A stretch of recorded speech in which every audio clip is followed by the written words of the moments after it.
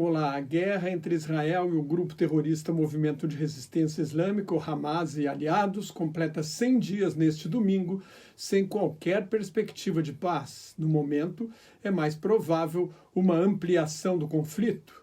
Em tom de desafio, o primeiro-ministro Benjamin Netanyahu declarou que nada vai parar Israel, nem a Corte Internacional de Justiça das Nações Unidas, onde a África do Sul acusou Israel de genocídio.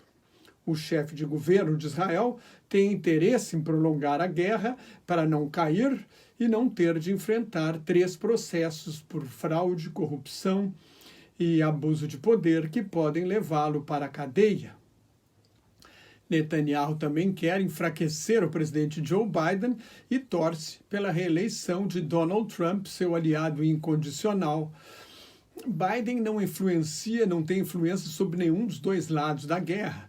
Depois do pior ataque a judeus desde o Holocausto na Segunda Guerra Mundial, os Estados Unidos não vão cortar a ajuda militar e financeira a Israel. Biden selaria sua derrota na eleição presidencial de 5 de novembro. A guerra começou em 7 de outubro com um ataque terrorista a Israel, em que 1.139 israelenses e estrangeiros foram mortos e cerca de 250 sequestrados. Israel respondeu com uma onda de bombardeios maciços por terra, mar e ar. Em 27 de outubro, iniciou uma invasão terrestre da faixa de Gaza com os objetivos de destruir a máquina política e militar do Hamas, que dominava Gaza, caçar os líderes responsáveis pelo ataque, resgatar os reféns e instalar em Gaza um governo que não ameaça Israel. No fim de novembro, houve uma trégua de uma semana em que 110 reféns israelenses foram trocados por 240 prisioneiros palestinos. Só um refém foi solto em ação militar e o Hamas alerta que nenhum mais volta para casa sem o fim da guerra. Israel perdeu 188 soldados até agora na operação terrestre.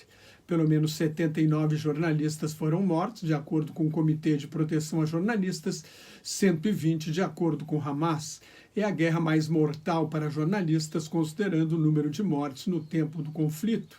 De acordo com Hamas, 23.843 palestinos foram mortos em Gaza, 70% eram mulheres ou crianças. Cerca de 8.000 palestinos estão desaparecidos, talvez mortos sob os escombros dos bombardeios israelenses. Cerca de outros 60.000 foram feridos, cerca de 65.000 residências foram totalmente destruídas e outras 290.000 danificadas. Quase 2 milhões dos 2.300.000 habitantes de Gaza fugiram de casa. A ONU alerta que a fome e as doenças assolam o território palestino, onde a maioria dos hospitais parou de funcionar. Israel anunciou que faria operações mais localizadas de forças especiais de comandos com alvos específicos, mas está bombardeando intensamente Khan Yunis e Rafah, no sul de Gaza. O jornal Jerusalem Post noticiou que o exército de Israel prepara uma ofensiva para tomar o sul de Gaza até a fronteira com o Egito. Numa segunda frente de combate, no norte de Israel e no sul do Líbano, Israel troca fogo de artilharia, foguetes e mísseis com a milícia fundamentalista xiita libanesa Hezbollah, o Partido de Deus. Mais de 130 milicianos do Hezbollah e pelo menos 10 israelenses morreram neste confronto. Em 2 de janeiro, um drone de Israel matou o vice-líder do Hamas, Saleh al-Aruri, que estava no reduto do Hezbollah, no sul de Beirute, a capital do Líbano. Nos últimos dias, Israel anunciou a morte de 2 comandantes militares do Hezbollah. Até agora, as duas partes evitam uma guerra total, mas o risco é enorme. O comandante militar de Israel, o general Herzi Halevi, disse que o sul do Líbano se tornou uma região em guerra e que vai continuar enquanto o Hezbollah estiver lá. O governo interino do Líbano já prometeu tirar o Hezbollah da fronteira, mas talvez não tenha força para isso. Com 130 a 150 mil homens em armas e 150 mil mísseis, o Hezbollah é mais poderoso do que o exército do Líbano e muito mais forte do que o Hamas. Se o Líbano não tirar o Hezbollah da fronteira, Israel diz que terá de fazer isso.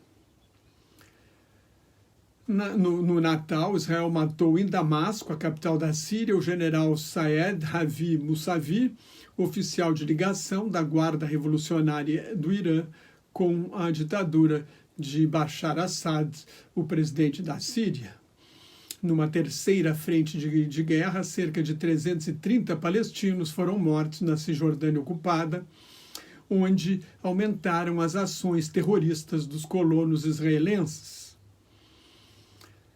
Desde 17 de outubro, milícias ligadas ao Irã fizeram mais de 115 ataques a bases militares dos Estados Unidos no Iraque e na Síria.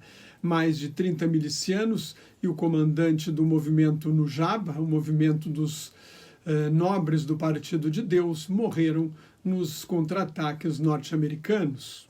O Irã está por trás de todas as milícias que atacam Israel, os Estados Unidos e o Mar Vermelho nesta guerra.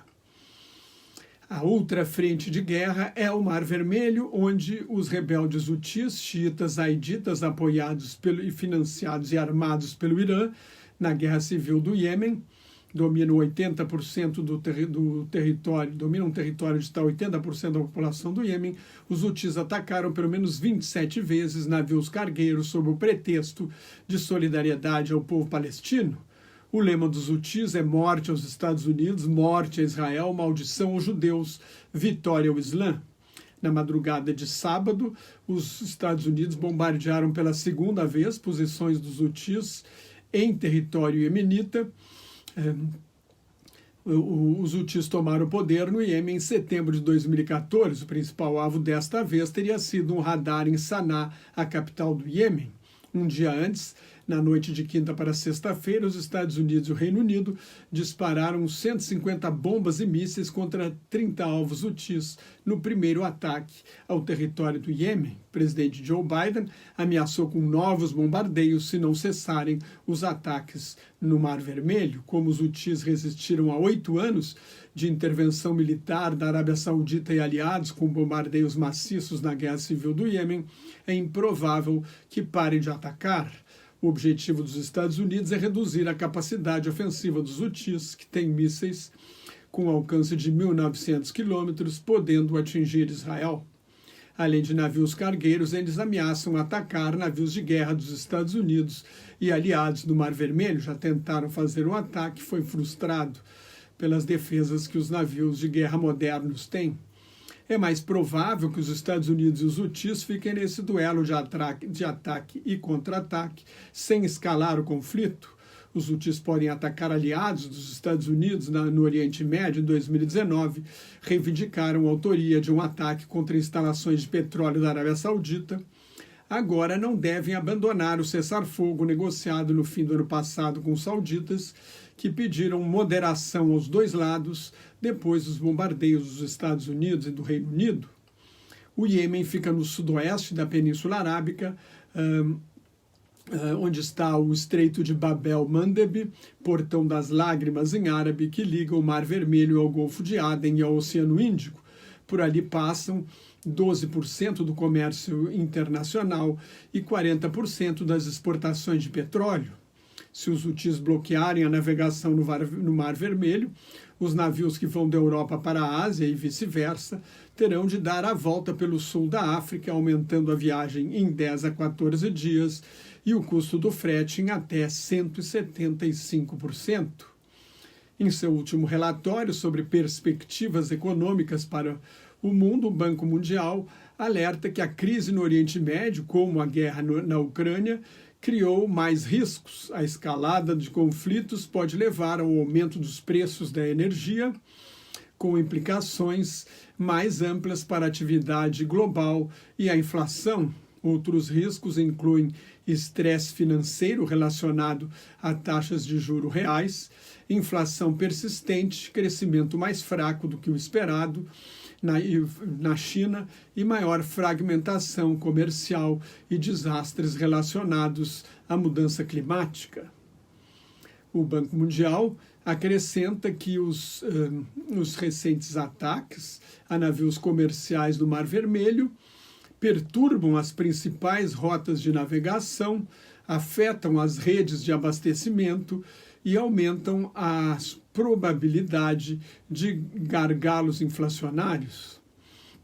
Num cenário de conflitos crescentes, o fornecimento de energia também pode ser substancialmente interrompido, levando ao aumento nos preços da energia, especialmente nos preços do petróleo. Até agora não houve, mas o risco está aí, está em qualquer guerra no Oriente Médio. Isso teria um impacto significativo em outros preços de commodities, matérias-primas, e aumentaria a incerteza geopolítica e econômica, o que, por sua vez, poderia reduzir o investimento e levar a um crescimento mundial mais fraco. Para John Dewey, ex-economista-chefe da Organização para a Cooperação e Desenvolvimento Econômico, a probabilidade de perturbações graves no comércio mundial é hoje de 30%. Há uma semana, antes dos ataques dos Estados Unidos ao Iêmen, era de 10%. A crise no Mar Vermelho pode se espalhar e chegar ao Estreito de Hormuz, na entrada do Golfo Pérsico, e se ampliar para o Oriente Médio como um todo.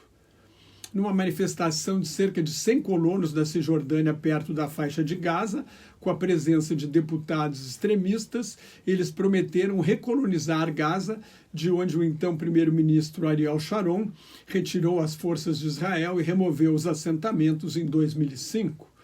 É um desafio ao primeiro-ministro Benjamin Netanyahu.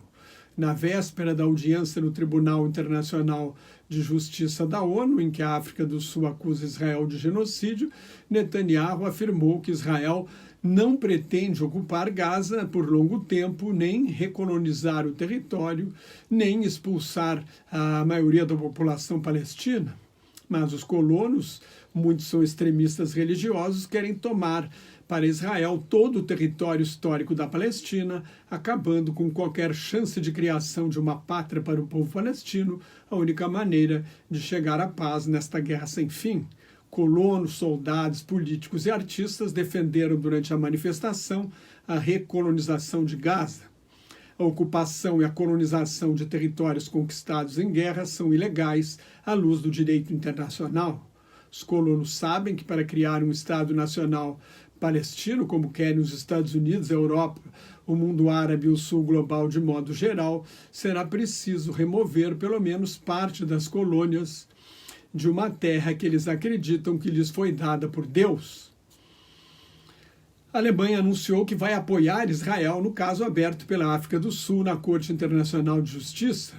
E a Namíbia, onde houve um genocídio de Ororós e Namaquas, quando era a colônia da Alemanha no início do século XX, a Namíbia vai apoiar a queixa-crime sul-africana. Na quinta-feira, a África do Sul apresentou a acusação de que Israel cometeu atos de genocídio por matar indiscriminadamente civis e criar condições de vida insuportáveis em Gaza para destruir o povo palestino. A denúncia sul-africana alega que, por mais violento e cruel que tenha sido o ataque terrorista de 7 de outubro, a reação de Israel viola os limites do direito internacional e da Convenção sobre Genocídio. A África do Sul citou como provas de incitação ao genocídio declarações extremistas de líderes israelenses, como uma ameaça de usar armas nucleares, alegações de que não há civis na faixa de Gaza e também ameaças de incendiar e arrasar Gaza. Pediu ao tribunal, a África do Sul pediu um cessar-fogo imediato antes de concluir o julgamento, que pode durar anos. Juristas israelenses acreditam que o tribunal não vai tentar impor uma trégua, mas pode ordenar Israel a proteger civis, garantir a entrada de mais ajuda humanitária e pedir uma investigação independente da guerra em Gaza. Israel pode simplesmente ignorar a decisão do tribunal, como fez a Rússia em relação à guerra da Ucrânia. Em sua defesa, Israel lembrou que a Convenção sobre Prevenção e Repressão do Crime de Genocídio, aprovada pela Assembleia Geral da ONU em 9 de dezembro de 1948, foi uma resposta ao holocausto cometido pela Alemanha nazista durante a Segunda Guerra Mundial para exterminar os judeus da Europa. 60%, 6 milhões de judeus foram mortos. Israel entende que tem o direito de ir à guerra e argumenta que alerta populações civis das áreas que pretende atacar.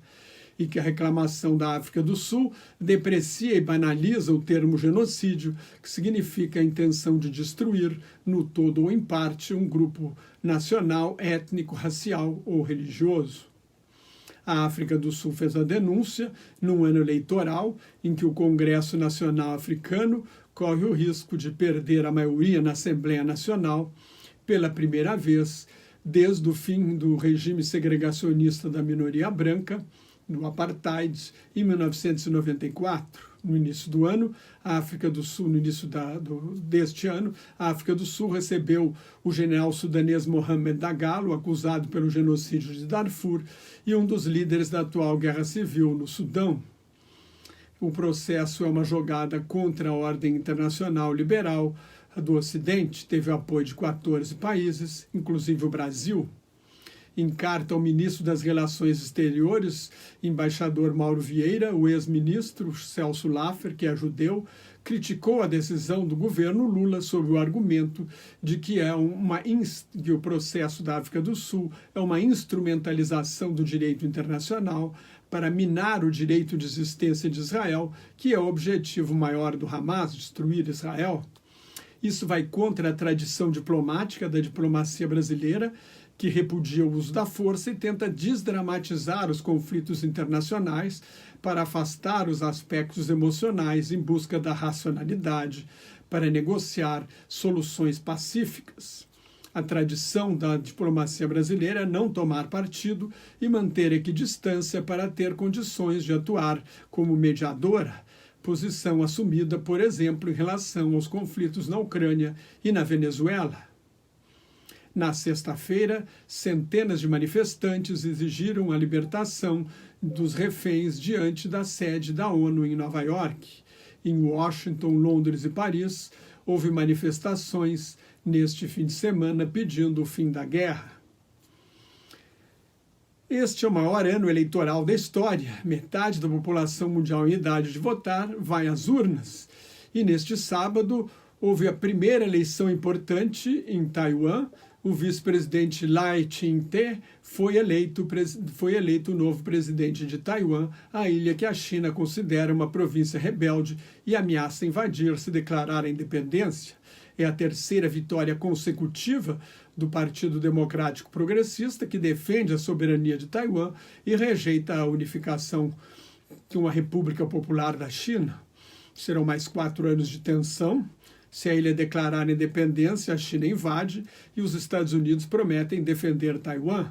O novo presidente não vai fazer isso, mas a ameaça de invasão existe. O ditador Xi Jinping teria ordenado ao Exército Popular de Libertação que esteja pronto para tomar Taiwan até 2027. A China vai continuar fazendo manobras militares, cercando a ilha e simulando uma invasão.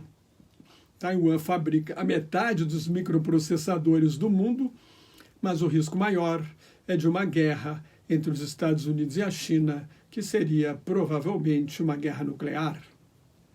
Se você gostou, assine meu canal no YouTube, que é de graça, leia o meu blog Globalização em Crise, me siga no Twitter, no Instagram, no Thread e no Facebook, onde colaboro com o grupo Quarentena News. Muito obrigado pela sua atenção. Shalom, que é paz em hebraico. Salam aleikum, a paz esteja convosco em árabe. Até mais. Tchau.